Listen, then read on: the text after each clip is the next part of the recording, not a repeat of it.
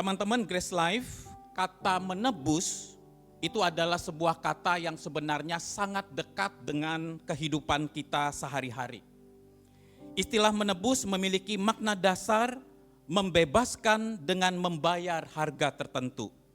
Dengan kata lain, istilah menebus menggambarkan suatu tindakan, membebaskan seseorang atau memulihkan sesuatu dengan cara membayar harga tertentu.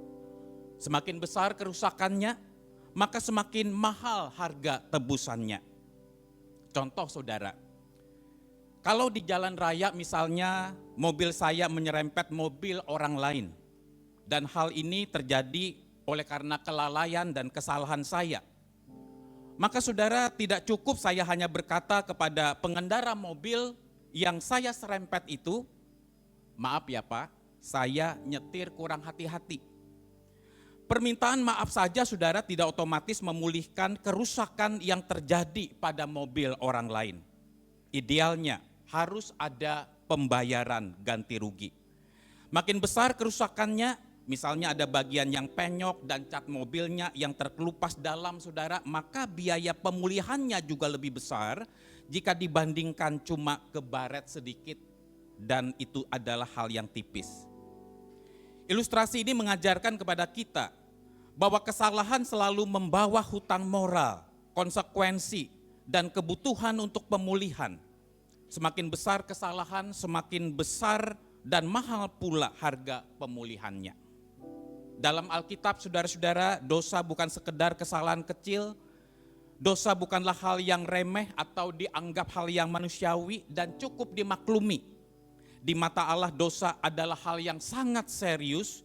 Dosa adalah pemberontakan terhadap Allah yang merusak relasi kita dengan Allah, yang merusak relasi kita dengan sesama manusia, yang merusak relasi kita dengan diri kita sendiri, gambar diri kita menjadi rusak, dan dosa juga merusak relasi kita dengan dunia ciptaan.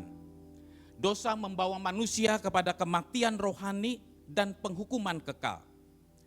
Karena kerusakan akibat dosa saudara begitu besar dan berdampak kekal, maka manusia berdosa tidak mampu membayar sendiri harga pemulihan akibat dosa.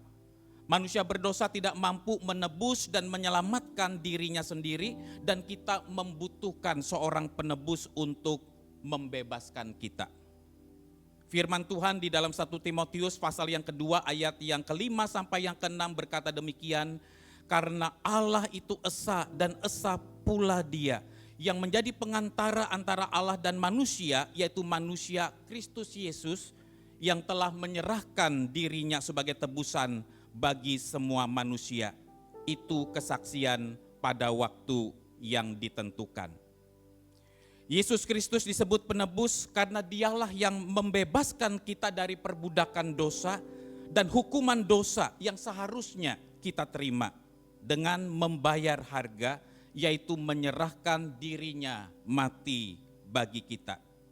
Yesus Kristus satu-satunya pribadi yang memiliki kualifikasi sebagai penebus karena Dia adalah anak Allah yang telah menjadi manusia.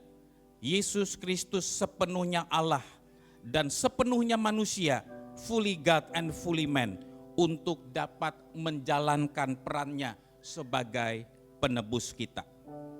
Katekismus hari ini mengingatkan kita, Yesus bukanlah salah satu penebus, tetapi Dia adalah satu-satunya penebus kita.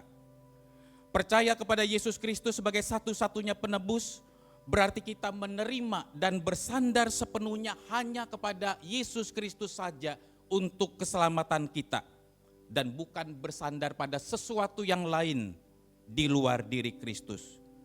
Kita diselamatkan bukan oleh karena usaha kita, bukan oleh karena kebaikan kita, bukan oleh karena amal saleh kita. Kita diselamatkan semata-mata oleh pribadi dan karya Kristus bagi kita. Dan berdasarkan 2 Korintus pasal yang kelima ayat yang ke-15, kita dipanggil tidak lagi hidup untuk diri kita sendiri, tetapi kita hidup bagi Kristus yang telah menebus dan menyelamatkan kita.